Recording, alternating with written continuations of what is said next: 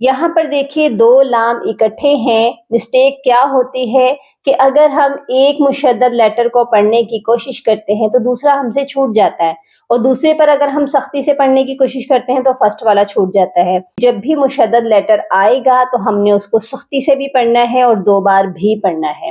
حمزہ لام زیر ال، لام لام زبر لل، الل. یہاں پر ہم دونوں خالی الف کو نہیں پڑھیں گے.